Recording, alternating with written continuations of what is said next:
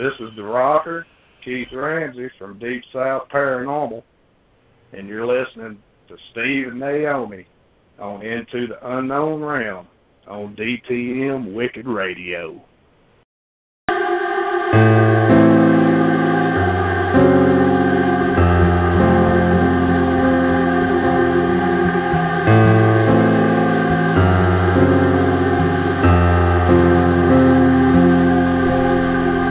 Welcome into the unknown realm with your hosts, Steve and Naomi from STURS Paranormal. Take a journey with us into a world that few understand and even fewer dare to go.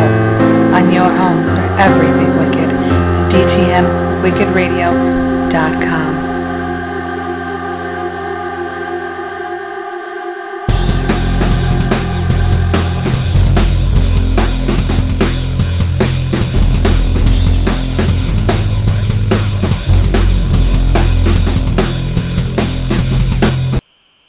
Welcome into the unknown realm. I am Naomi. I am so tired. You're tired? The storm has kicked my butt.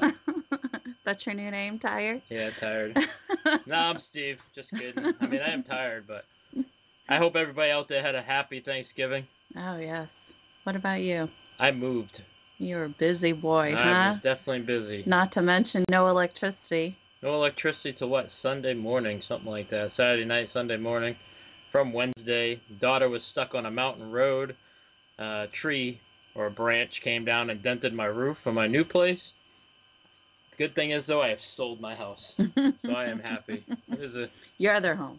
Yes, a silver lining, I guess. Oh, but in the end, there was turkey. It was turkey. And Sunday. cheesecake.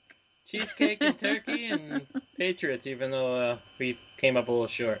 Yeah, but that's okay. They will prevail, won't they? Yeah. Some say that was the Super Bowl right there. I just think the scores will be reversed. Right, exactly. I agree. Definitely. I was so excited because for my Thanksgiving, I had a rare time where my entire family was together, which doesn't happen, but every once in a great while where my brother is able to come home, even with the storm that came. Luckily, they made it down, and it was nice. It was nice having my nephews around and my brother, and we actually are doing a hockey. What do you call it? Fantasy hockey. I've never done fantasy hockey anything, so this is an experience. I'll have to get some tips from. I've never done it either. Yeah, but you done fantasy football. I don't gamble. I don't know what you're talking about.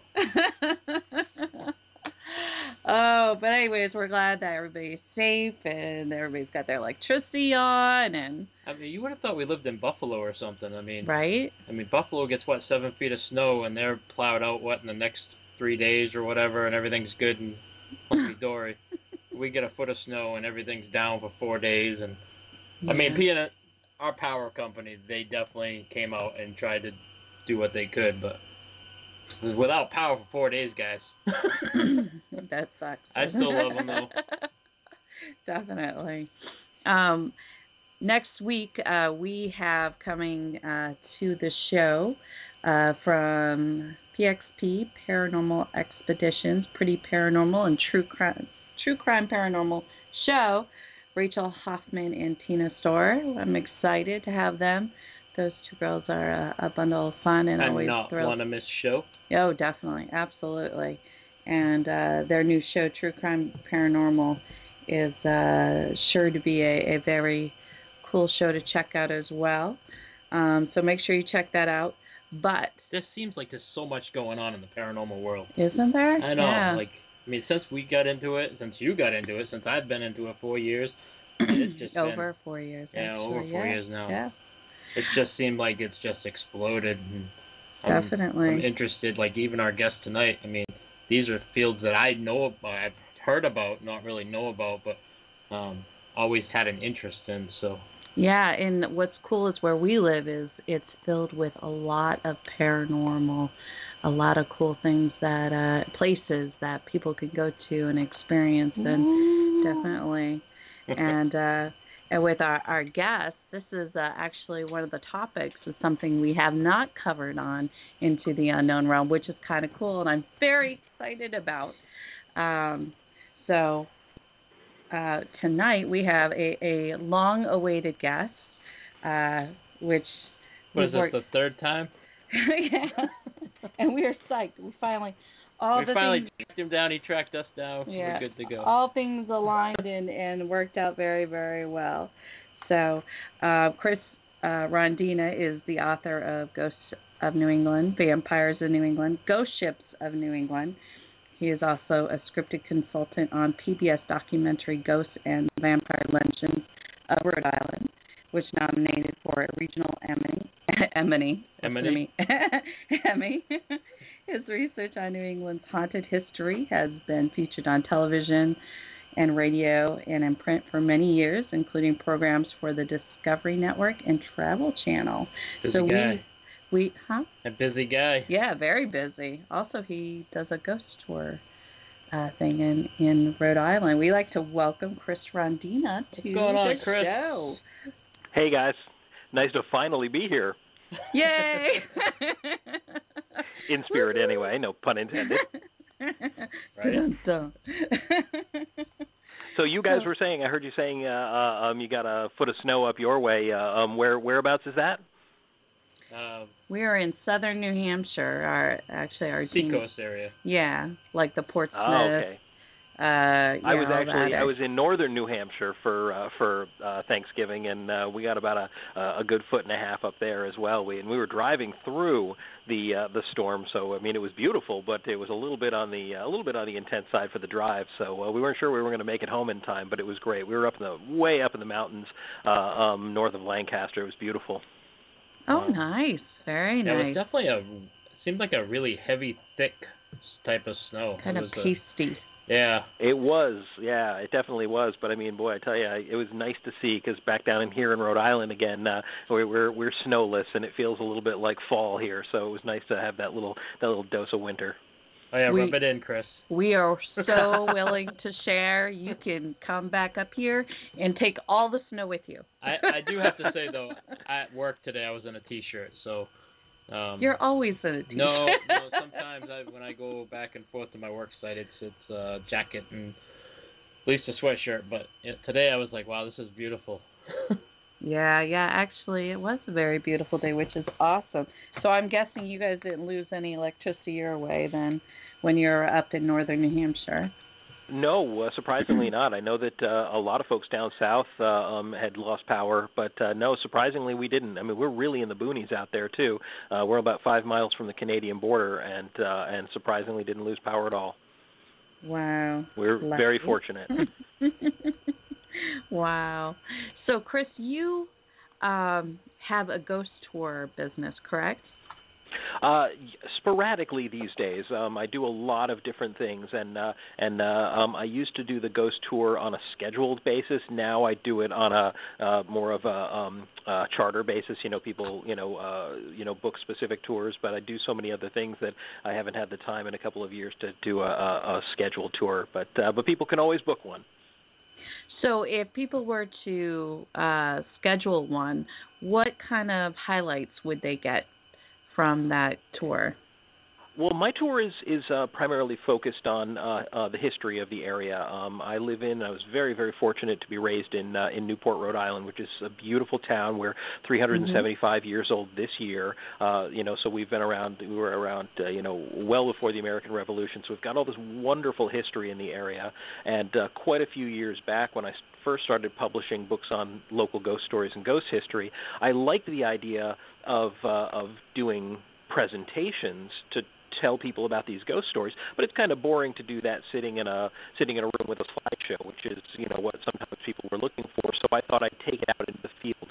So I created a walking tour that took in not only some of Newport's own history, and we've got some great ghost stories around here, but I also sort of broke out the tour, and talk about stories from the region as well. So the actual ghost tour takes place in Newport, but we actually cover stories from all over southern New England.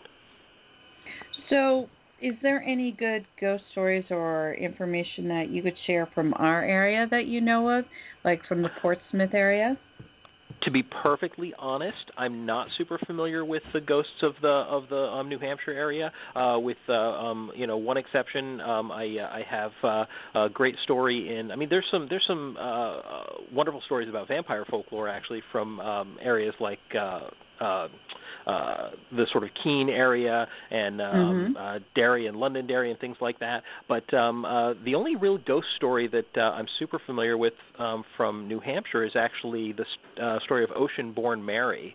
Are you familiar with her story at all? It's a great legend, and it has a lot of basis in history. Back in the early 1700s, there was a ship full of Scottish and Irish immigrants coming across to settle here, and they were overtaken by a pirate ship, and the captain of the pirate ship came aboard. They had everybody at sword point, and he probably would have ordered everyone on board the boat either slaughtered or conscripted onto his crew, which was common for pirates. But he heard the crying of a newborn baby coming from below decks, and so he sent his men below decks, and they brought up a mother who had just given birth to a baby, and that baby had bright red hair, and the pirate captain, Don Pedro, was so moved at the sight of this little baby girl that he told the woman, I'll spare you and everyone on the crew if you'll name your child after my beautiful mother, Mary, and if you do that, I'll let you all go free. And of course, she agreed. And so he ran back to his own ship, and he came back aboard the immigrant ship with a bolt of sea green silk that was beautifully embroidered. And he said, "Make her wedding dress when the day comes. Make her wedding dress from this beautiful bolt of sea green silk, and I'll leave you in peace and on your way." So he and his crew went back to their ship, and they actually sent the ship on its way. And many, many years went by, and Mary, as she grew up, lived in Antrim, New Hampshire. And she went on. She grew up. She became a beautiful woman. She married. She had children. Had a beautiful house there. And then later, her husband passed away. Her children moved on, and she was living there by herself. When one day a knock came at the door, and there was a sort of a hunched little old man who said that my name is Don Pedro. I was the captain of the ship that overtook your ship when you were barely when you'd barely been born, and in my old age I was wondering if you'd be willing to take me in. And so she did. She took him in. She actually cared for him in his old age, and wow. It's a fascinating story, and a lot of it actually is thought to be historically true. Now it starts to get a little bit strange and possibly, legendary when one evening Mary saw Don Pedro left the house, and he was gone all day, and he came back later with another man, and the two of them were carrying a heavy chest. And she watched them through the windows as they went into the backyard, and they buried this great chest underneath a tree in the back. The other man went away. Don Pedro came into the house, didn't say a word about what had happened, and so she didn't question him. But a very short time later, Don Pedro was found dead and apparently murdered, and men came to the house looking for this chest, which apparently is rumored to have been his long-lost treasure. And to this day, the treasure has never been recovered, but people say that the ghost of Don Pedro, the pirate, actually still wanders at the old house, which is called Ocean-born Mary House, and that one of the gifts that he gave her in the years that he was there, because he was quite well off, he gave her a beautiful coach with 4 black horses so that she could ride in style. And they say that on Halloween night, that coach and 4 can still be seen galloping through the town and up the drive to the old mansion house. And actually, people still come from miles around to come and actually witness this apparition, and a lot of people have claimed to have seen it. So it's kind of a fun old story. Wow, that's an awesome story. I want to go to the house just to try to find the treasure. It's not too it's like I say, it's actually quite popular. It's called Ocean-born Mary House is what they call it. It's still a privately owned, but people come from all around to see this spectacle, or at least to try to witness the spectacle around Halloween every year. So she's pretty popular. Now, have you yourself gone up to see this? I haven't. No, I haven't had the opportunity. And one of these days I'll get to it. I got to tell you, Halloween is a pretty busy time for me. So Right. they say that it only happens on Halloween night. Of course, I mean, if it's a true haunting, that may not be the case, but that's the legend that surrounds it. One of the things that I sometimes explain to people is that I've done a lot of work with ghost hunting groups and in the ghost hunting community, but what I do is a little bit less specifically about the paranormal and a little bit more about the legends and the history behind a lot of these things. And so while I'm a very firm believer in ghosts and spirits and apparitions, my focus is very much on the legends and the myth and not quite so much on the actual paranormal reality behind them. So I like to try to explore a little bit of one and a little bit of the other and kind of come to a sort of a blend. I'm a storyteller by my nature. So this coming Halloween, I know it's almost a year away. We need the three of us should all get together and get a few of the friends. We could always make an expedition out of it. We should do that. Did we lose him? Well, you let me know when and where, and I'll be there. Awesome. Well, it will be at the Ocean-born Mary House. Ocean-born Mary House. And it will be Halloween night. All right. Yeah, well, that makes sense then. Wow. So when did you decide, clearly you're quite the historian because you've done a lot of research, especially with your books. Back when you were, a young teenager, did you ever imagine that here, several years later, this is what your life would be, and all this knowledge that you've taken in doing the research? Did you imagine your life would be involved I have to in this say way? it wasn't really the game plan. No, it wasn't. It's interesting. A couple of different things. When I was only about 16, I had my first experience with a ghost, and it was very, very. It was a very, very life-changing experience. It was a very powerful experience. To this day, it remains the most intense ghostly encounter I've ever had, and it changed my life. It changed my life. It changed my perspective. I'd always been interested in that sort of thing, but this particular event was the first time I came face to face with something that I couldn't rationally explain.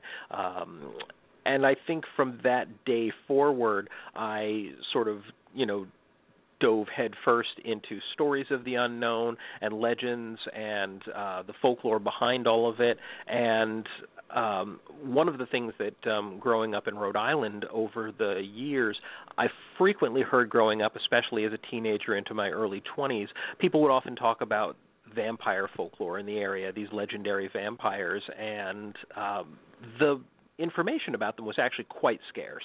People would mention it, but nobody ever really knew exactly who, or if they knew who, they didn't know exactly where or exactly when, and there was a lot of misinformation. There was a lot of very vague, the stories were very vague, the stories were very jumbled. Every year around Halloween, usually maybe the Providence Journal would run a very short little snippet about one of the stories, and I always thought there had to be more to it. There needed to be, there was the stories seemed so interesting, but why wasn't anybody publishing about them? You could walk into any Walden Books back then when Walden Books existed, any right. Bookstore, and you could always find a half a dozen books on Salem witch trials or tons of books on local ghost stories, but nobody had written about these vampires. So I started collecting newspaper clippings, snippets, any little tiny thing that I could find, and I had this plan, this idea that I would publish all of these clippings together once I had enough of them in a little booklet, something that I could just maybe sell for $5 just to, explain to people that I wasn't crazy when I was telling them about these stories. And at that point, I didn't know anything about copyright laws. I'd never had any aspiration to be a writer. So I went to a local bookstore that happened to sell little kind of booklets of local poetry and things like that, and I posed the idea to the owner of the bookstore, and he said, well, that's a great idea. He says, I think people would be interested to read about it. So he challenged me to sort of come up with a basic idea. So I gathered what I had, and when he took a look at it, he said, there's just not enough here. This is barely a framework for a little tiny book or booklet. And he said, why don't you write an introduction to it. And then he said, this story seems very vague, or there's not much to it. Why don't you write a little bit of a, opening to it, or why don't you fill in the details here and there? And so he kept encouraging me to add my own flavor to it, to add a little bit here, add a little bit there, and take the stories and sort of fill them out.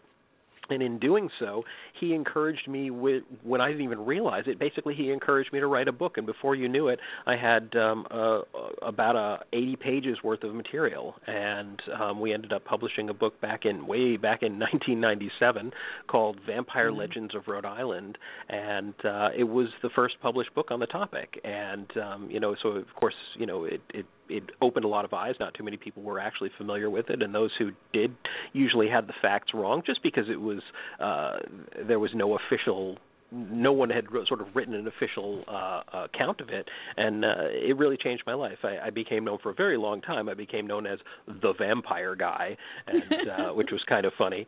Some people still call me that today, but yeah, it was the beginning of a very long, strange journey.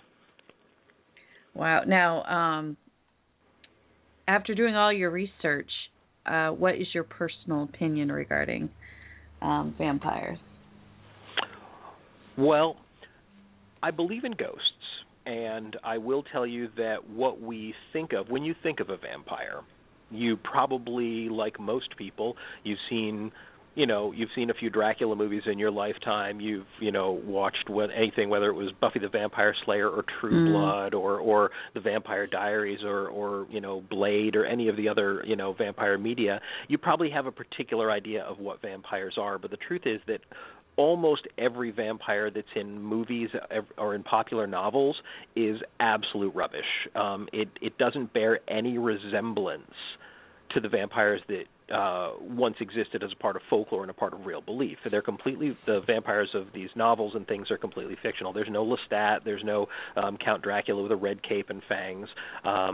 No, but vampires I know it is very disappointing. No lordly castle and immortality. But the truth is that vampires in old folklore were basically a form of ghost. They called them in different cultures. They were often referred to as hungry ghosts. They were spirits that rose from the grave and would actually draw out your very life force. And so I guess what I'm trying to get at is that I've never encountered a vampire in my day. I've never, in all my researches, been able to prove that vampires exist. But if I'm going to claim to believe in ghosts, I certainly can't write off the possibility that some of them could inflict harm. Some particularly ghost of a person who died under extraordinary circumstances or who was a very willful person in life might be able to somehow claw their way back into the land of the living and actually draw off the life force of other people to continue its existence. I suppose it is within the realm of possibility. So instead of sucking the blood, they basically suck your life force. Well, it's interesting that in the older folklore and in earlier times, people didn't draw the distinction between the two. The blood was the life. It was the very essence of it. And so I think they believed that by drawing out your life force, they were in fact drawing away your blood. They didn't really see, people didn't once believe that there was an absolute line of difference between the physical and the metaphysical, and so they saw both happening as part of the same process.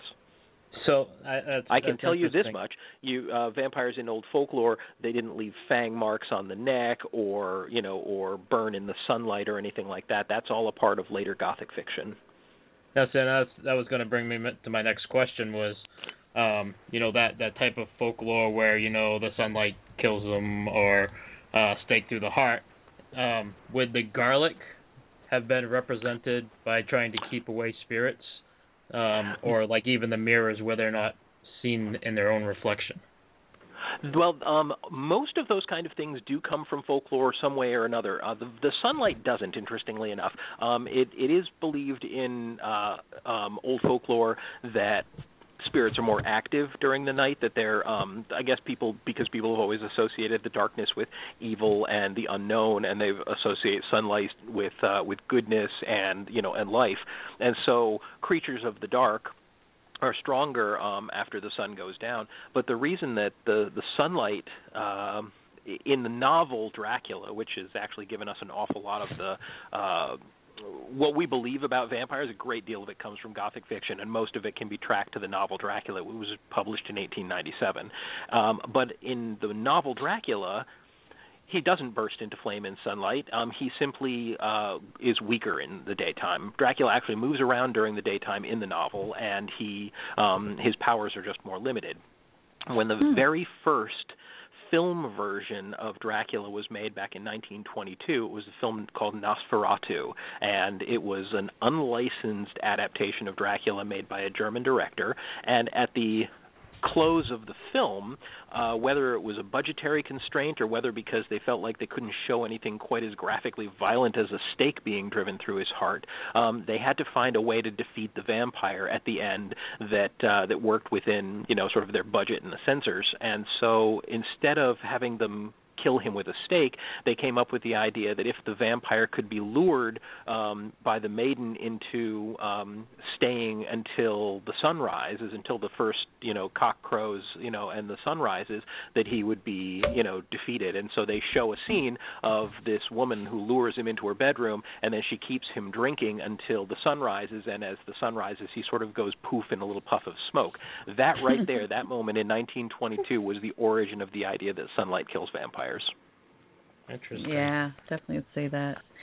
Now, what is the earliest record of people believing that vampires do exist? There is no absolute with that. I'll tell you that vampires, in a sense, evolved. Vampires.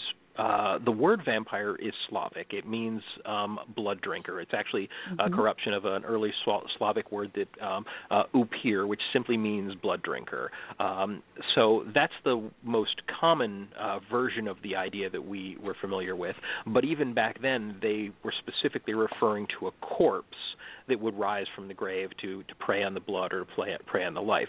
But before that, you have spirits and inhuman spirits, like mystical creatures that somehow either fed on blood or people would make sacrifices to them because they believed that these were blood-hungry demons, blood-hungry spirits, even sometimes blood-hungry gods, such as in Eastern myth, you have gods like Kali, who was a goddess of death, who was fanged and who was believed to require blood sacrifices. The Aztecs had a bat god called Camazotz. A lot of very, very early, actually the very, very ancient, so going back, 10,000 years or more, Babylonian goddess Lilitu, that we get the modern-day concept of Lilith from, again, was a blood-drinking god. And we believe that probably these very, very ancient myths of these blood gods, as time went by and as religions and cultures changed, these gods became seen as less powerful creatures like spirits and demons, and that even those became less powerful. Basically, we downgraded them as time went on and as cultures changed, but we kept the myth of them alive in things like, ghosts and vampires and some of the sort of lower on the ranking kinds of specters. So there's no fixed particular time, but you can certainly say that vampiric creatures, even vampiric gods, existed as long ago as 10,000 years. Wow. That's insane. Yeah.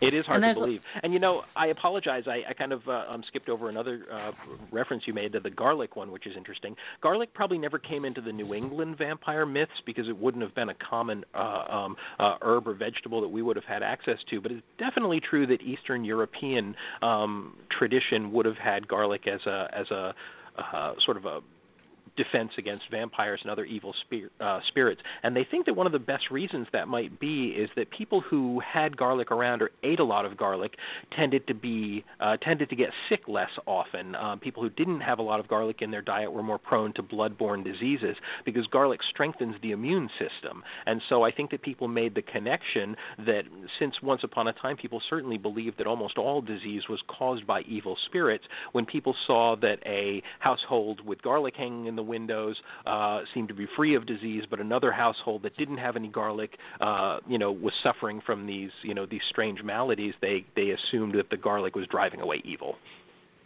Now, I don't have any hanging in my windows, but I love garlic. So.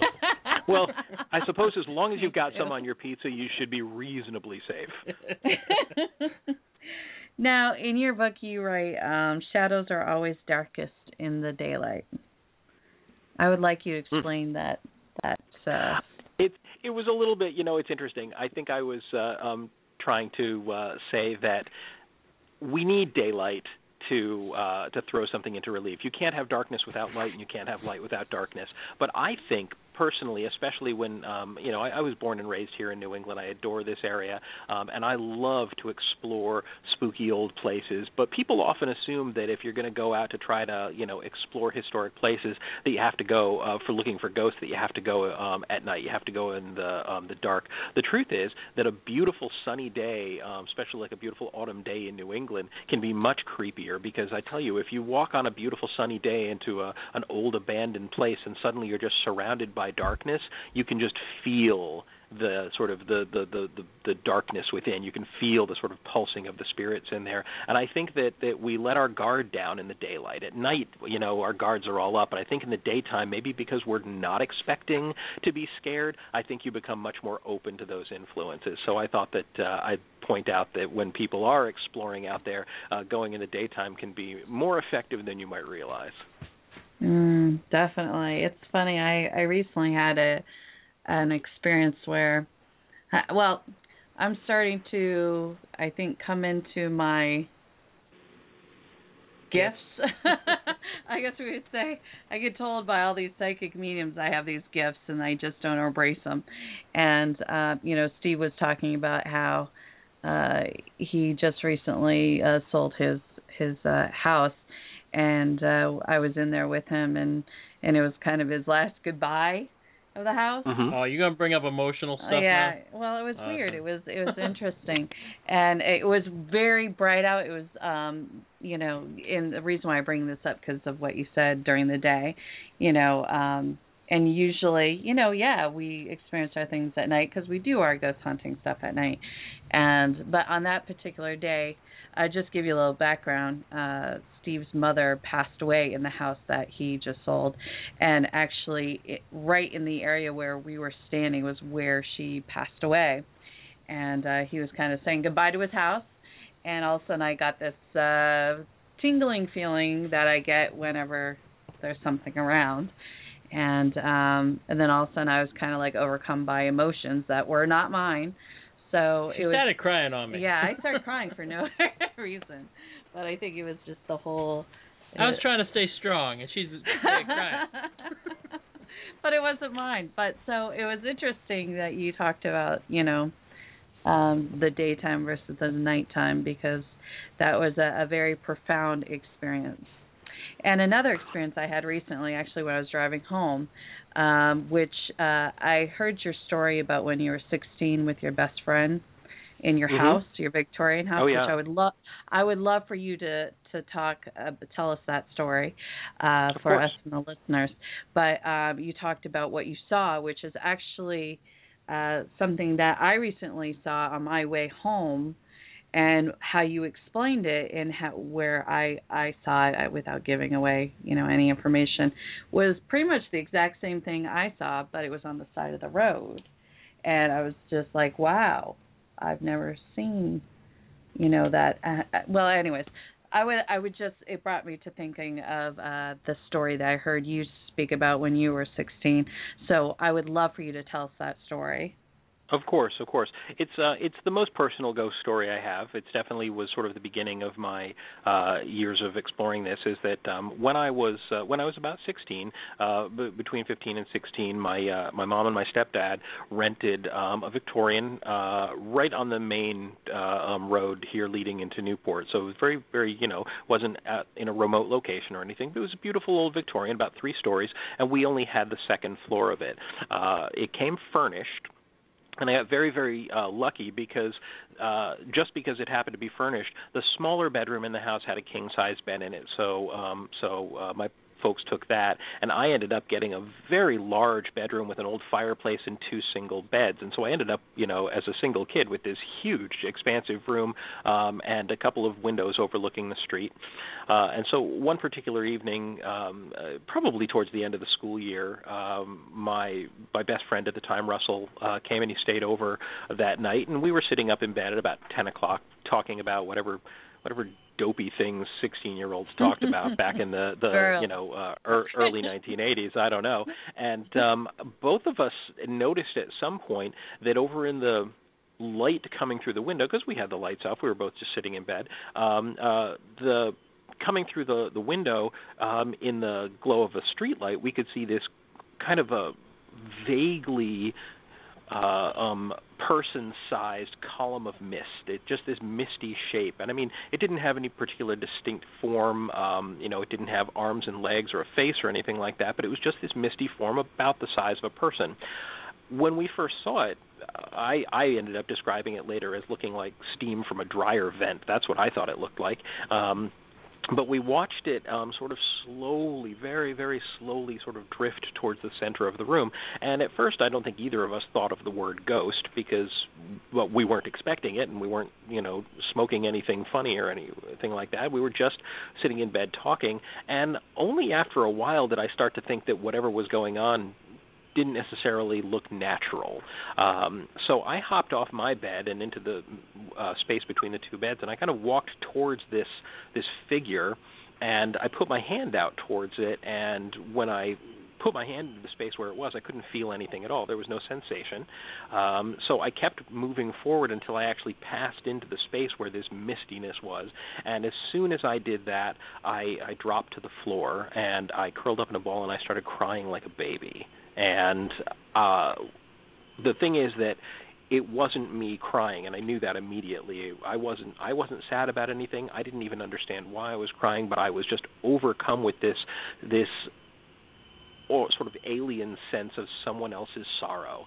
And so sort of almost like an observer, I just watched myself crying and crying like a baby until finally it sort of receded. It passed, and I started to get up off the floor. I was literally on the floor curled up in a ball. As the moment I started to move, it sort of washed right over me again, and I began to cry like a baby.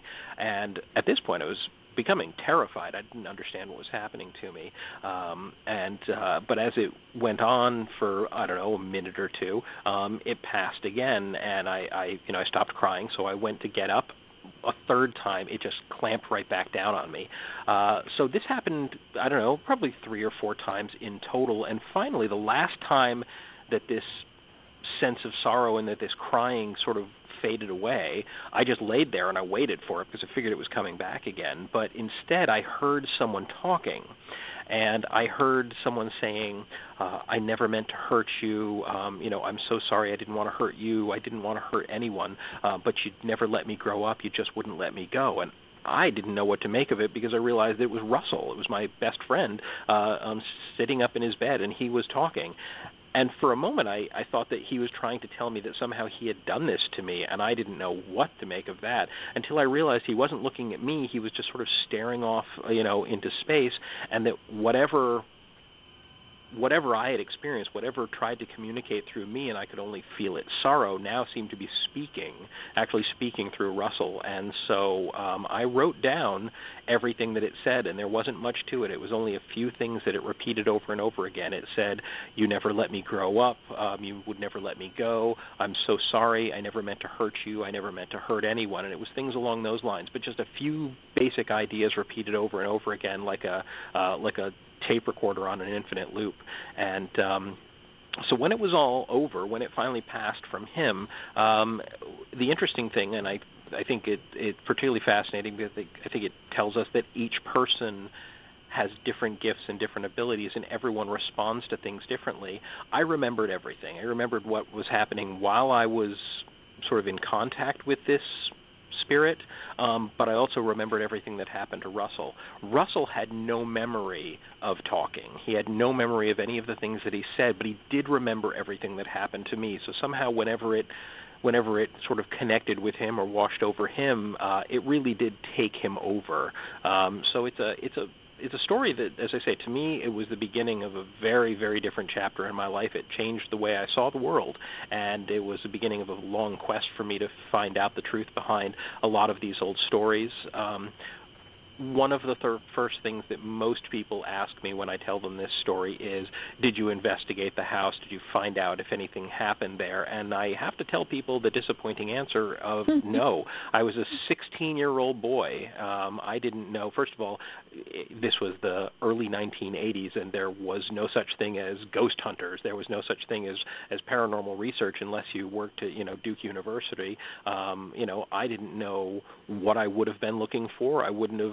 Anybody I would have told about this would have told me I was crazy, probably from any time in the next 20 years after that, they would have told me I was crazy. And a lot of people I told the story to thought that I was crazy, or they thought that I was making it up.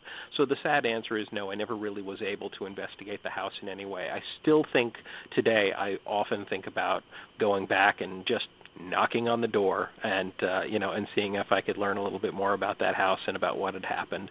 The one thing that many years later, Russell and I have share one opinion on about this topic, and we both believe it was a woman. We believe it was a young woman who may have taken her own life. Wow, that's sad. That's my story. It's amazing when you have other people that experience the same thing too. Yeah, that you two are able to experience it at the same time and both not be like, because if you think about it, if you told Russell this and he wasn't there, he'd probably be like, man, my best friend's crazy. You know what I mean? Vice versa. Because back then, that's just taboo. You didn't talk about it. Exactly. Now, well, it was a different world back then. There were lots of books of ghost stories, and there was lots of people who enjoyed that kind of thing in movies, but no one was really taking the idea of investigating, these things very seriously. Yeah, definitely. Now, did you tell your parents? Not right away. Years later, I think, they began to understand a little bit more about me as I was started to investigate things like this, and when I started to do research into it. And so, they're very supportive now, but I think back then it might have been a little much for them to have understood. Again, remembering that I was just a kid too, I think that they probably wouldn't have really understood it. But now they're very supportive, and they know the story well. Now, what about your grandparents? I mean, did you have your grandparents in your life, and did you ever tell them about it? I never did tell them about it. My grandparents, interestingly enough, I spent a lot of time with my grandparents when I was younger, and I grew up when I spent summers there on the coast of Maine in a beautiful, very, very sort of eerie little town called Spruce Head.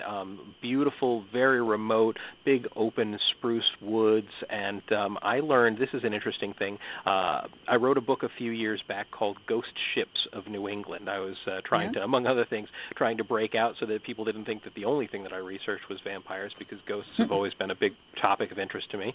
And I remembered when I was writing this book, which was all about different nautical folklore and seaside hauntings, that my grandfather was a lifelong sailor of Scottish descent, and he had really introduced me to a lot of stories of haunted lighthouses and shipwrecks and things off the coast of Maine. And so I dedicated the book to him, and he had passed away. He actually lost his life at sea. So I gave the manuscript of the book to my grandmother because I wanted her to see, first of all, what I had written about my grandfather. I wanted to make sure she was okay with it before I wrote it. And in doing so, I learned something very interesting, which is that this little island that they lived on when I was a child was called Spruce Head, and they had a tiny little house there called Gull Cottage.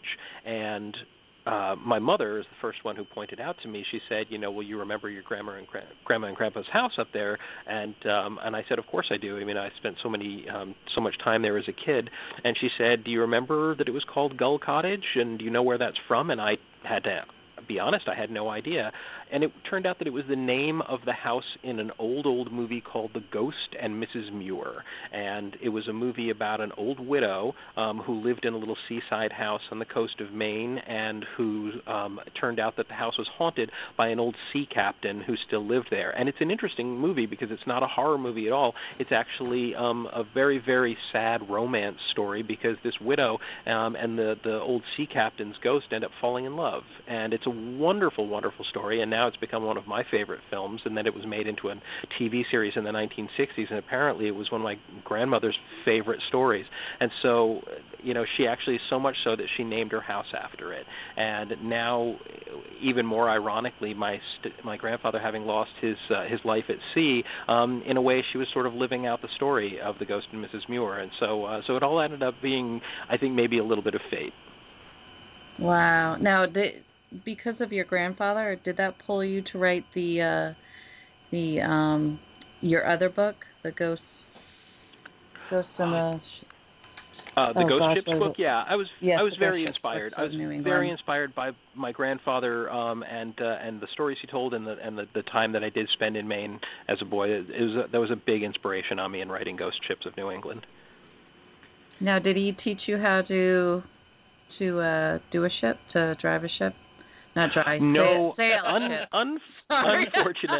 unfortunately, the one thing that I can't lay claim to is any knowledge of sailing. It's a shame. I grew up. Newport is a beautiful seaside town, and sailing is a huge part of our history here. My grandfather was a lifelong sailor, and he tried, but I didn't have much aptitude for it. And like a lot of kids, I wasn't interested in what my grown-ups and what the older generation had to teach me. So I regret to this day that I never really learned to sail. I know a lot about the history of sailing these days, but if you actually put me behind the tiller of a boat, I'd be a disaster. Now, I actually doing some research on you came across that. Now, this is back in 2006, but I said you were working on a new book about sacred shape-shifting and werewolf traditions. That is true.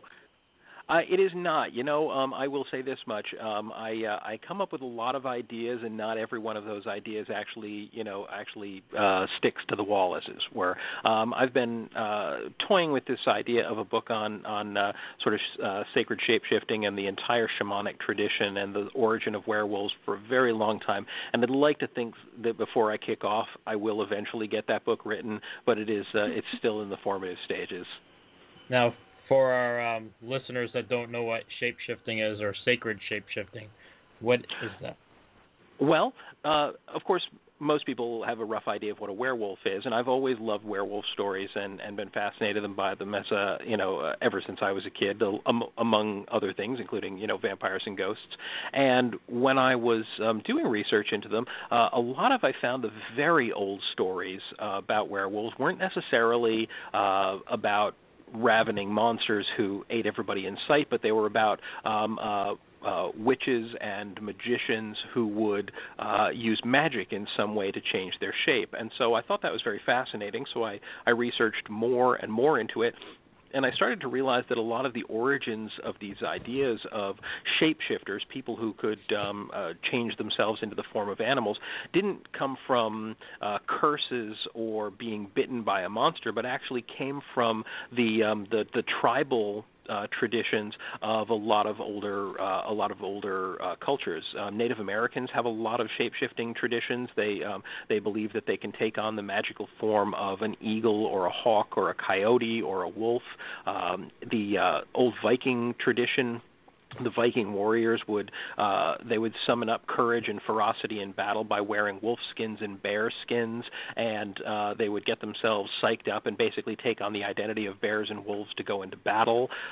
In northern Italian tradition, there's a wonderful old tradition among a group of people who are called the Benandanti, which literally means the good walkers, and they believe that certain people that are born between Christmas Day and the 12th of January are born with this innate ability to take on the form of animals, and they are the sacred protectors of their communities. It's believed that at different times of the year they take on the form of goats and wolves and other creatures, and they travel to the underworld, and they actually fight against the demons and the forces of darkness for the benefit of their community. So there's all these great old traditions of people who became animals, who actually took on the shape of the animals for the good of their people and the good of their communities, and they were not monsters at all. So that's a lot of the early origin of those kind of stories. It's amazing how Hollywood puts a twist to all of it. Well, the stories, exactly. it wasn't not even Hollywood necessarily. During the Middle Ages, as the rise of certain churches, we won't point any fingers, but certain churches came to power during that time, and when they did, they were jealous of, and they didn't approve of older religious beliefs, and a lot of those religious beliefs were very magical and very mystical in nature, and so any practices, any mystical things, witchcraft and werewolves and everything else that were associated with those older religions were deemed to be evil, and so they would tell stories of, witches that ate children and werewolves that ravaged villages, and so they turned a lot of these stories that were not necessarily bad legends, they cast them in a much darker light, and so a lot of the monsters of modern belief were actually not monstrous at all in an earlier age. Almost a way to keep people away from that type of thought process. Very probably. Very probably.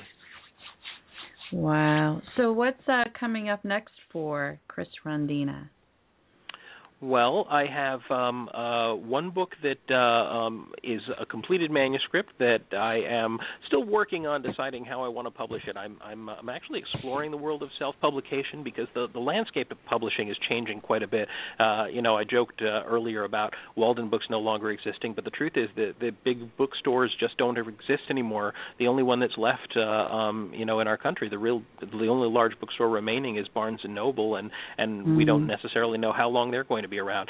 So getting a book, unless you're Stephen King or Anne Rice, getting a book out to the public can be a challenge. And so I think that rather than go to a mainstream publisher, I may actually delve into self-publishing for the first time. And so I have this book that's simply called, the working title is Ghosts of New England. It's going to be either that or Historic Ghosts of New England, something along those lines. The manuscript is completely done, and with luck I'll have that out in time for the Halloween season this next year. And I think that people are going to really enjoy it. It's the first book that I've ever written that actually does include some of my experiences actually in the ghost hunting field and a little bit of my on-site researches, and isn't entirely a historical book. So I'm really looking forward to that. And I have another couple of projects in the works. I actually worked with a filmmaker over the last 2 years, and we created a documentary which is called Vampires of New England: The Tillinghast Nightmare. I know that's a long title, but it's particularly about an 18th century, a late 1700s woman who was accused of being a vampire and was thought to have actually killed 6 of her brothers and sisters before she was finally exhumed and destroyed. So we did a great documentary about that, and we'll be working on another one in the coming year on Giles Corey, one of the people executed during the Salem witch trial. So we have a lot of fun projects in the works. What are your thoughts regarding witches and the whole Salem thing? Well, most people agree that there were probably no witches in Salem.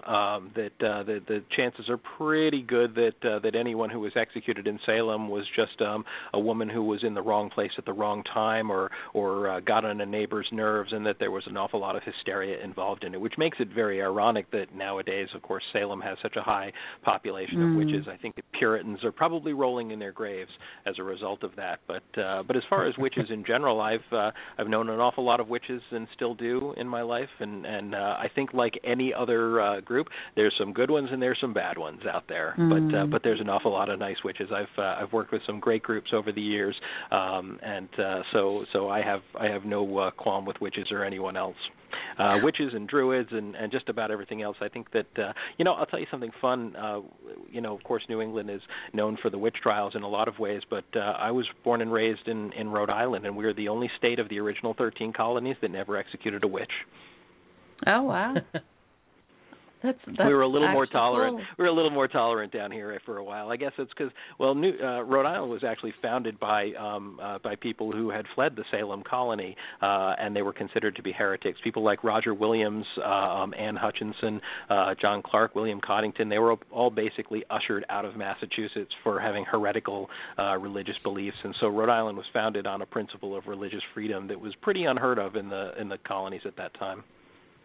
It's funny because the reason why I asked that question was when my daughter's actually now 21, but I want to say when she was, I don't know, maybe 13, 14 years old, we went for the first time to go check out Salem, go do all the little touristy stuff. And every single place we went, it seemed like there was no true, evidence or confirming stuff saying that, okay, this person was a witch and, rightfully so, not rightfully so, that's poor words, but was actually tried truly as a witch and very well known as a witch. And it seemed like there was so much lacking information, and it's like, I was wondering maybe this the Puritans place really unfortunately isn't. Yeah, the Puritans unfortunately took a page from the Spanish Inquisition and the Papal Inquisition in terms of their trial methods, which means that they once a person had been accused, they were guilty whether or not they were put on trial. The questions that they asked didn't have any room for an innocent answer. If a person was accused of witchcraft in Salem and they were put on the stand, no one would say, "Did you sign a pact with the devil?" which is a yes or no question, and one of those answers is an innocent one. They would say, "When did you sign a pact with the devil?" which that doesn't give you room to say, "I didn't." They would say, "Answer the question." So they actually answered. They asked only questions that forced you into a guilty answer, and they would by threats they would say, of course, we all already know you're a witch, but if you point out 3 other people in this courtroom who are witches as well, things will go easier on you. And so, of course, it just spread like the plague, and it was a terrible time. It was a terrible time, but just about every historian and paranormal researcher will be able to tell you that it's almost certain that there were no actual witches in Salem, with the one exception of the slave Tituba, who may have been at the beginning of the whole thing. It was her culture to have a little bit of magic in there. She was a Haitian slave, and they imagined that she probably had little spells and little charms that were just a part of her culture.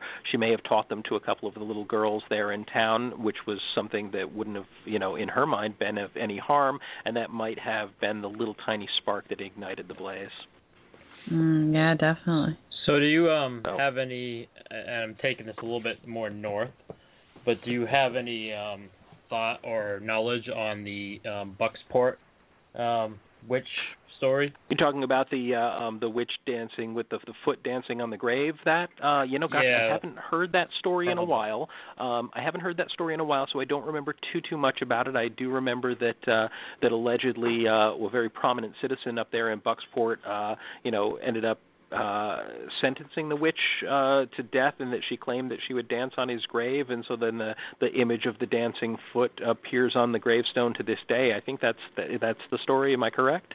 Yep, yeah, and the stain. All right. The story that I'm reading right now is the stain appears on the monument erected for Colonel Buck, Buck's memory for 75 years after his death.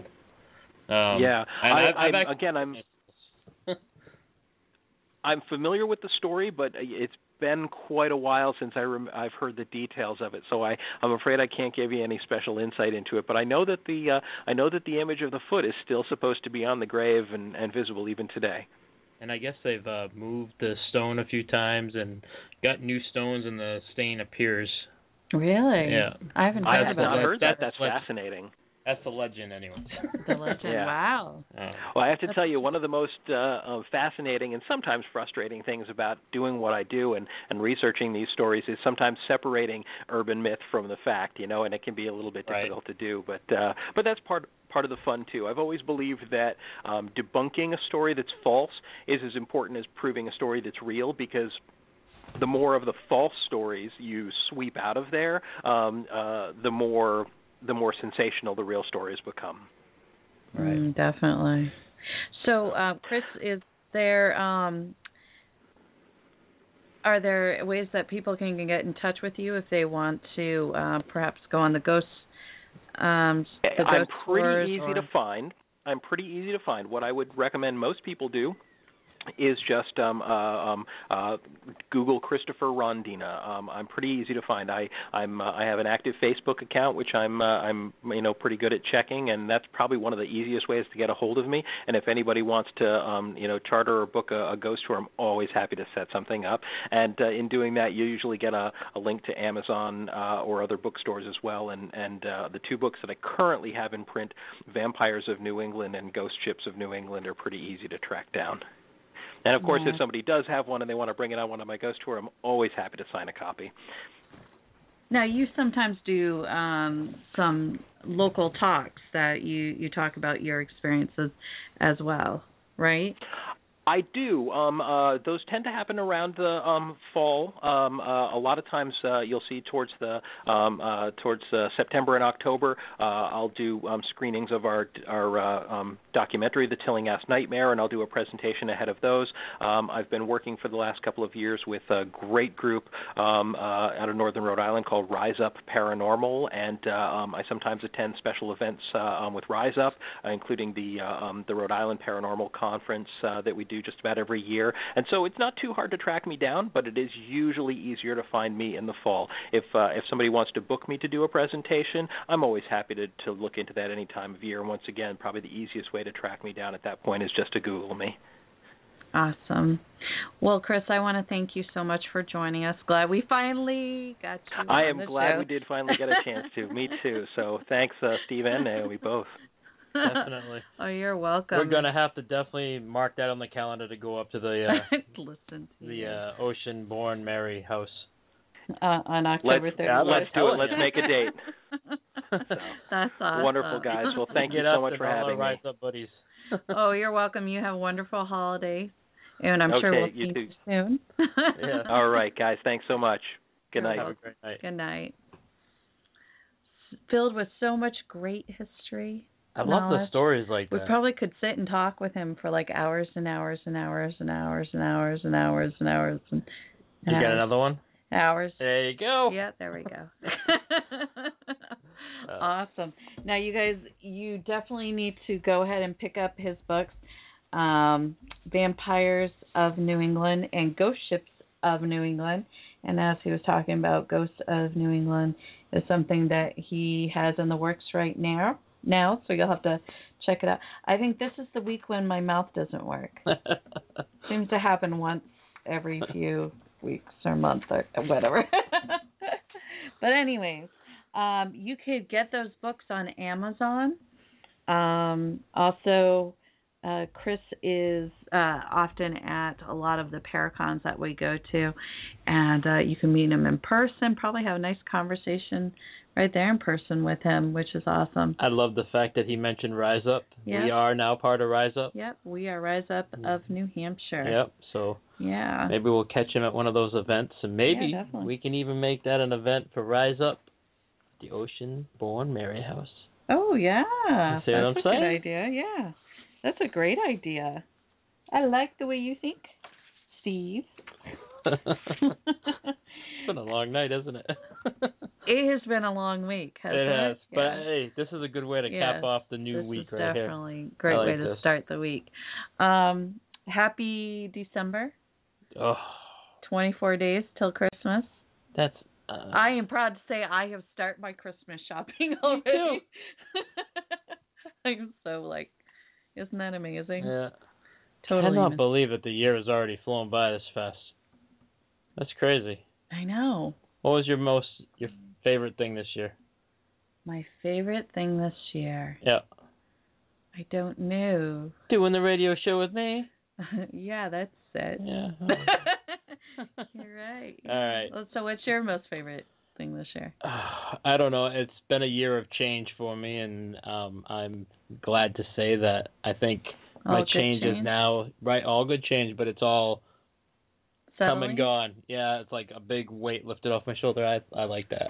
That's awesome. That's settling in and breaking old ties, and I like that. That's great. So that's always nice. I need to do a lot of organizing and putting my things in we I think team wise we've had a really kind of crazy year been very busy. A lot of changes, a lot of additions, a lot of good changes. Yeah, definitely. I don't know. Yeah, the adventure this year for the team has been amazing. The guests that we've had on the show this year have been amazing. It's been a fun year. It's been a wicked fun year. Well, and this is not to take anything away from our guests from tonight, but besides tonight. Are you gonna put me on the spot? Yeah. What's been your favorite show this year?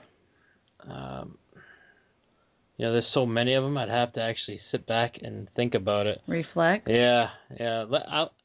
I'll come up with that for the last show of the year. Yeah. Yep. Definitely. How about that? That way I can come up with a great one. Because, actually, you know what? When we talked to John Zaffis this year, I thought that was an amazing show. Oh, yeah, definitely. Nothing to take away from anybody that we've had on the show today or whatever, because I thought this was a great show as well. So yeah, we've had really great guests. I always love it when we have really funny people on the show. That's us. Yeah, well, besides us, when we did have John Zaffis on the show, we had a bunch of guests with him that the chemistry together is just hilarious. Yeah.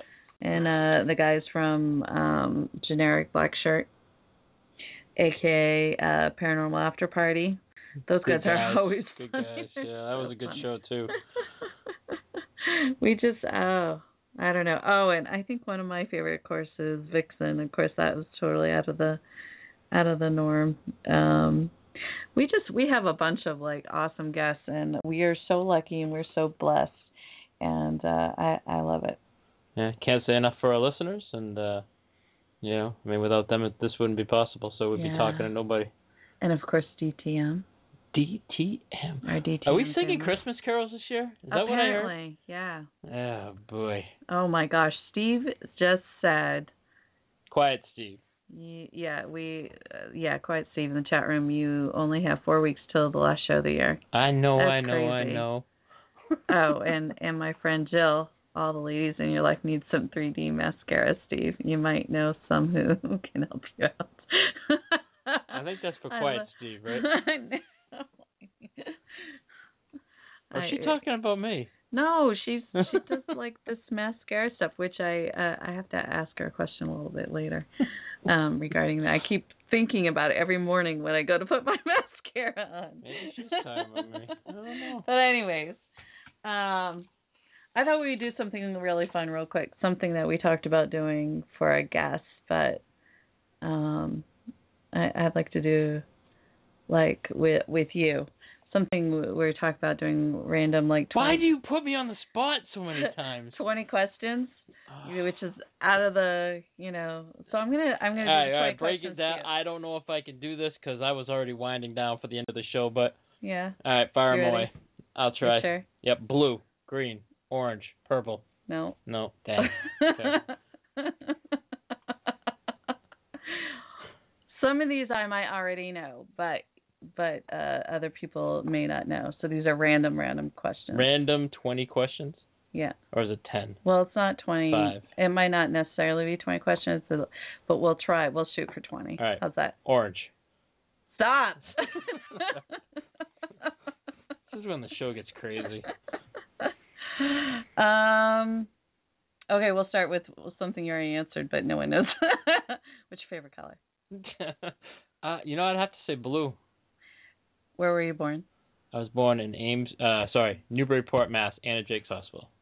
Are you sure it's not Ames? No, it's not Amesbury. I lived in Amesbury, but I was born in Newburyport, Massachusetts. How many siblings do you have? I have. Hold on. Hold on. I got 5. One that I grew up with, and 4 that live in Florida that I actually met when I was 31, and I'm blessed to know them all. They're funny. They are funny. Yeah, I am a lot like my siblings in Florida. It's like we gel so well. When did you learn to ride a bike? Oh. Well, does a banana bike count? Sure. Because I was 4 years old when I fell off one of them and cracked my chin. So you didn't learn? No, I did. I learned how to stay on it after that point. After that point. So 4 years old. When were you potty trained? When I sat on the potty. Oh, no. What do you think? I was sitting there with a Rolex and, hey, it's... I don't know. I'd have to ask my mom. Can you talk to her? What the heck are these questions? Let's see. What is your favorite movie? Ooh, my favorite movie. I honestly don't. It'd have to be the Star Wars movies. I'm a big Star Wars fan. What's your favorite show? Oh, Sons of Anarchy. Favorite band? I like the hair band, so I'd have to say Poison. You sure? Yeah, I got a lot of different favorite bands, but yeah, I like those. AC/DC, Skid Row. I actually met Skid Row, so they're up there. If you could go out to dinner with any famous celebrity, who would it be? Teddy Bruschi. Huh. Really? Yep. I would love to meet that guy. And those of you who don't know who Teddy Bruschi are, shame on you. Number 54. That man is full tilt, full time. Love him. It's like it's quite commemorable, I guess. He going through his when he played for the team, he played full out, had the stroke, but he always had football, full intensity, and then to see him with his kids and his family, it was like a whole different guy. And I don't know. He was like a down to earth type of guy. Still is, from what I understand. So, love to meet him. If you could go anywhere in the world, where would it be? Bora Bora. Why is that? I don't know. I've always wanted to go. You saw a commercial with Bora Bora on it. It was actually in a movie called The Beach. Huh, said the Irish white man. Hey, it's just beautiful. I don't know. Alaska's nice, but it's too cold. Live in the cold. I want to go somewhere warm. What is your most embarrassing moment in life? I don't have I don't get embarrassed. Oh, come on. I don't know. I honestly don't. I can't come up with one. Too many? Yeah. It's weird because even I had an ex-girlfriend that tried to embarrass me one day, and I ended up turning it around, and everybody laughed with me instead of against me, I guess. So I try to make embarrassing moments in my favor. I think I'm a pretty funny guy at times, and I don't mind laughing with them, because if it's embarrassing, it's usually funny, and why not enjoy the laugh instead of get embarrassed by it? I think my most embarrassing moment, and I've had embarrassing moments, but I want to say the embarrassing moments where I turned beet red was actually with you. Really?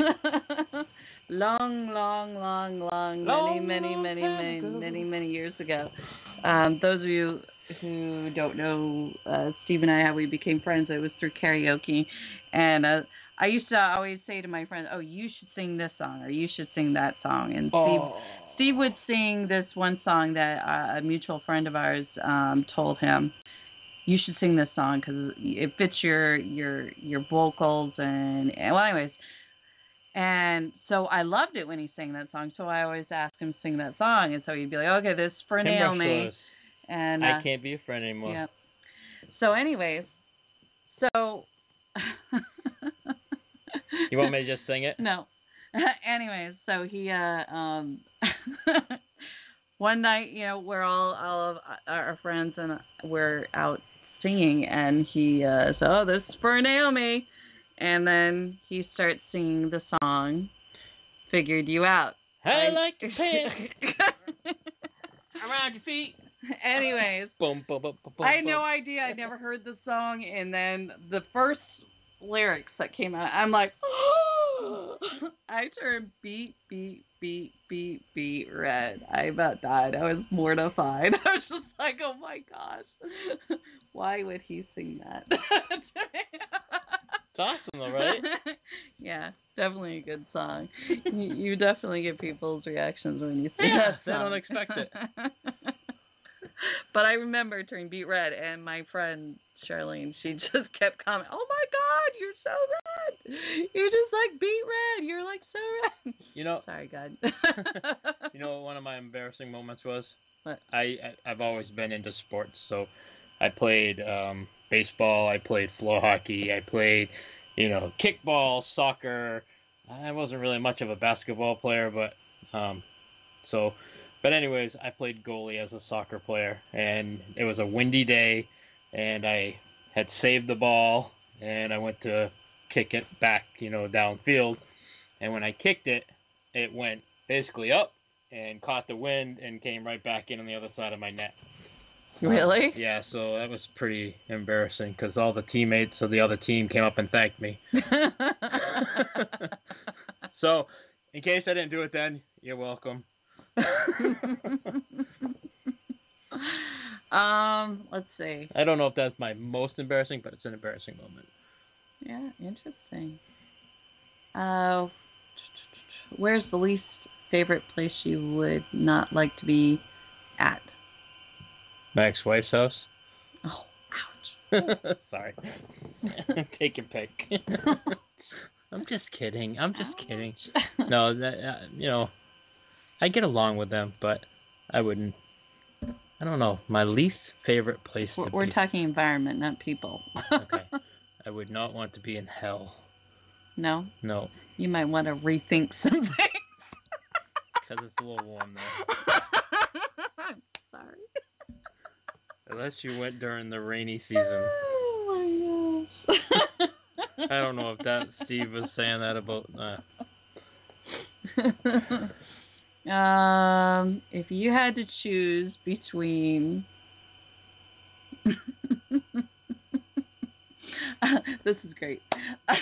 If you had to choose between hanging out with just you and one of your exes for 5 hours or doing a whole solo dance routine all by yourself for 6 minutes, what would you choose? I would be dancing by myself. This is absolutely no offense to your exes because I actually get along with them. Yeah. You're starting now. And you don't like to dance. Well, you're learning I'm to like getting to better. Dance. Yeah. I don't like crowds. No? No. You think everybody's looking at you? They are looking at me. The thing is, when you sing, everybody looks at you. Yeah, but it's different. Different? Mhm. I can't dance. I can sing. I don't. At least I don't. At least I've sing. been told I mean, you can sing. If you could sing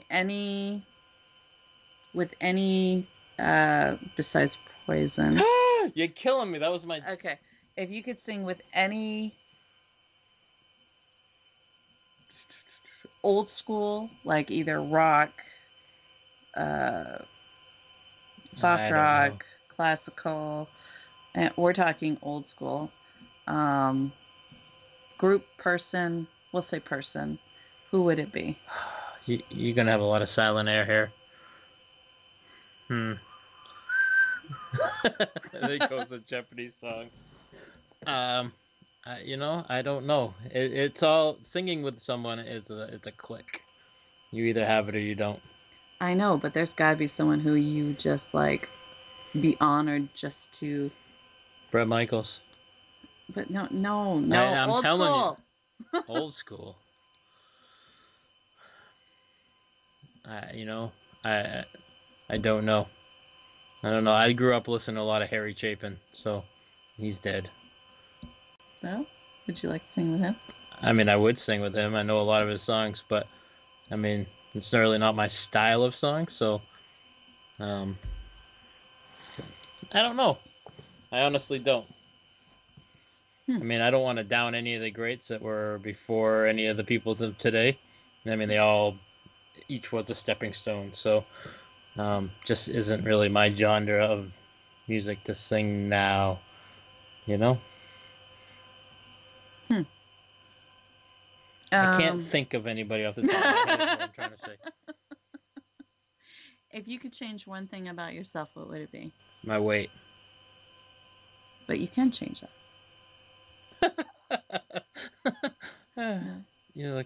I like my food. Me too.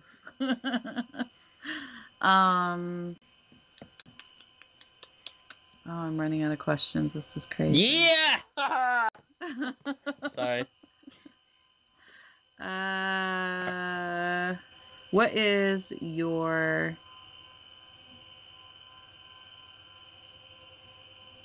What is the one thing that happened in your life that you never imagined or expected to happen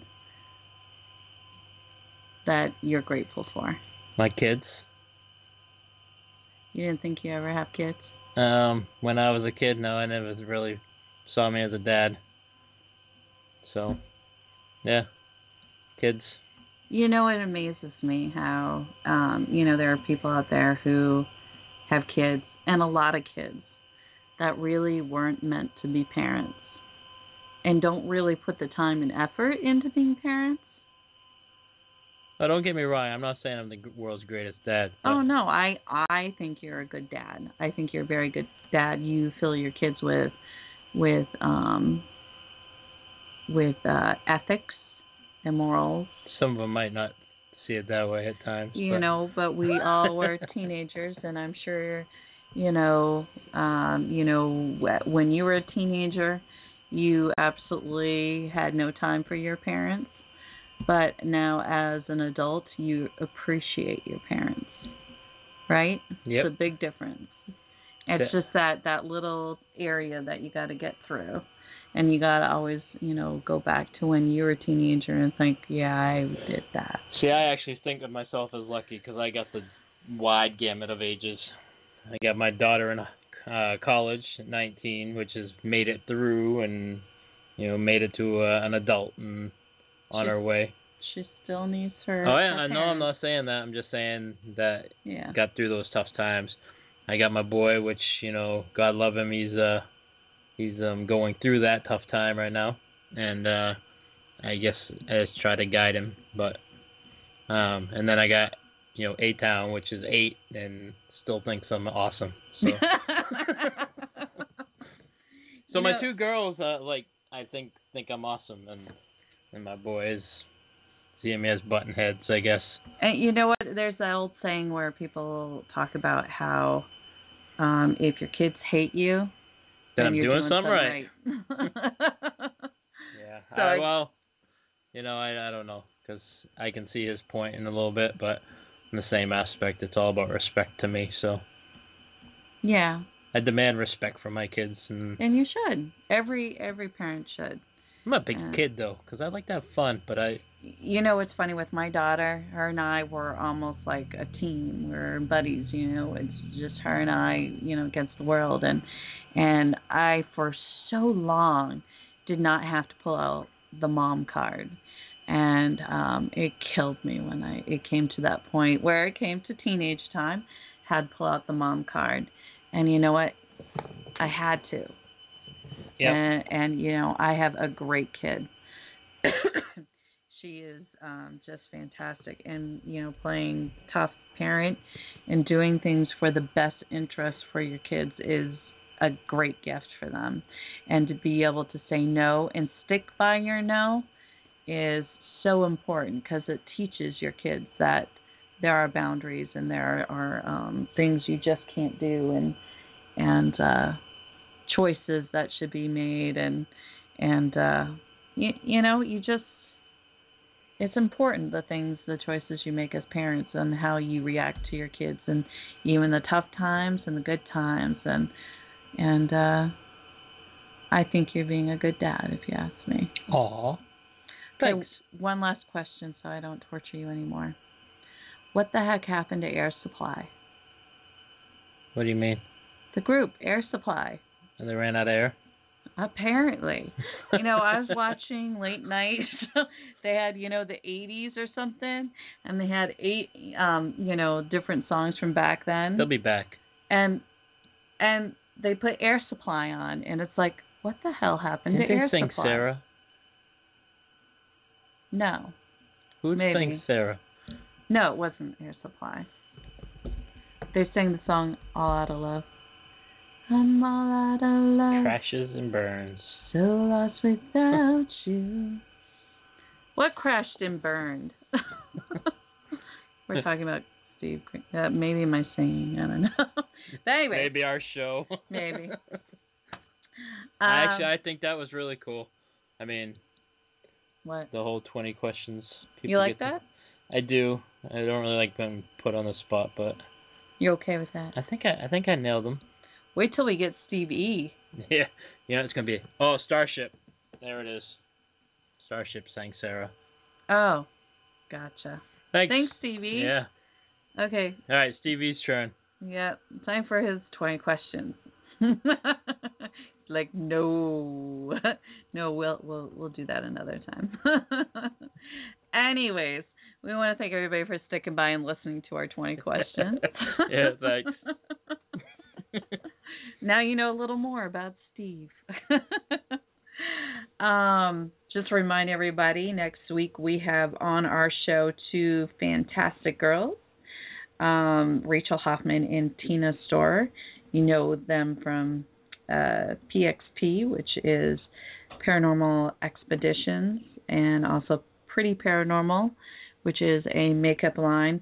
They have a new show out. I think I remember a little story about these women. True Crime Paranormal. I'll tell you off the air. Yep, we actually got to hang out with Tina at Rolling Hills Asylum. Really? Our first time there. Yep, and with Lorna. In that room with Lorna. Yep. And of course, they're always around when we do our little conferences. I can't talk. I'm so tired. That's all right. You do not want to miss this upcoming show, though. Yeah, definitely. These girls will be amazing. Yeah, you definitely. And actually, speaking of singing, have you heard Tina sing? I have not. Oh my gosh, you guys gotta Google her if you can find her. Tina S.T.U.R. S.T.U.R. Not only is she beautiful, but she has this amazing powerhouse voice. Maybe we can have her sing on the show? Yeah. Oh, yeah. I think I'll ask her. But anyways, so we're hoping everybody has a warm December. Non-snow. Yeah. Snow can go away. Well, anybody who wants their snow away from this area, you can have it. You have my share. And anyways, we will catch you folks all next week. Stay warm and happy, and definitely enjoy the wonderful holiday season that we are approaching. 24 days. 24 days till Christmas. I think it's like 24.3. Something like that. Right, 23.4. Yeah, that's it. Whatever. 23. Steve put it. 23.4. In other words, for all the guys, Christmas Eve's coming quickly, so get your shopping done now. Get your together. Is that what you're trying to say? I can't even speak. All right, we will catch you next week, 8 o'clock, as always. Another show you will not want to miss. We want to thank our guest, Chris Rondina, for joining us. Definitely. We had a great time. I love it. We got a new topic on the show. 2 new topics, vampires and werewolves. Yeah, and shapeshifters, which is werewolves. Yeah, former werewolf. Very cool. That'd be cool to get more people on with that stuff. Maybe something to check on. Anyways, everybody have a fabulous week. Stay bizarre. See ya.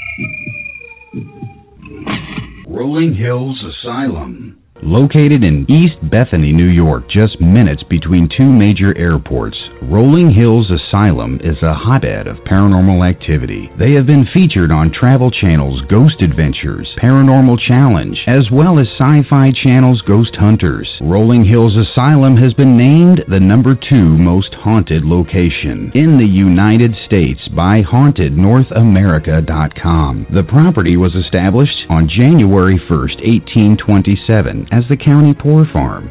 Throughout the years, it has operated as a poor farm, infirmary, orphanage, tuberculosis hospital, nursing home, and more. Past residents and inmates consist of widows, orphans, physically disabled, mentally unstable, murderers, and more. Over 1,700 bodies are buried in unmarked graves, and hundreds more deaths went undocumented. Rolling Hills Asylum is known for a plethora of phenomena, including disembodied voices, doors slamming, footsteps, sounds of furniture moving, full-body apparitions, shadow people, ghostly touches, and numerous Class A EVP. Rolling Hills Asylum proudly offers historical and flashlight tours, 4- and 8-hour public ghost hunts, 8- and 9-hour private ghost hunts, and more, by appointment or pre-booking only. For more information, please visit www.rollinghillsasylum.com. That's www.rollinghillsasylum.com. Or give them a call, 585-502-4066. That's 585-502-4066. Rolling Hills Asylum. What are you doing this weekend?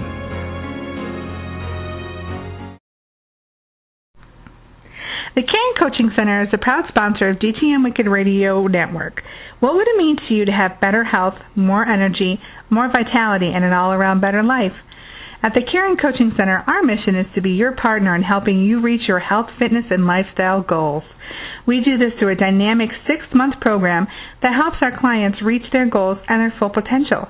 And it all starts with a free, no-obligation, 50-minute health history consultation. Just visit us at the www.thecaringcoachingcenter.com to schedule your free consultation today. Or you can go to www.dtmwickedradio.com, click the sponsor page, scroll down to the Caring Coaching Center tab, click on the tab, and open up to the website to start your free consultation today. It's all here on dtmwickedradio.com. The historical Fort William Henry Conference Center and Resort is a proud sponsor of DTM Wicked Radio. If you're looking for a relaxing getaway, the historical Fort William Henry Resort and Conference Center is your destination. Come enjoy the beautiful mountains, the gorgeous lake, and everything Lake George has to offer in upstate New York, right off the Adirondack Mountains. For reservations, you can go to www.fortwilliamhenry.com or call 1-800-234-0267. The Fort William Henry Resort and Conference Center is your destination for the perfect getaway. This is the rocker, Keith Ramsey from Deep South Paranormal, and you're listening to Steve&Naomi on Into the Unknown Realm on DTM Wicked Radio.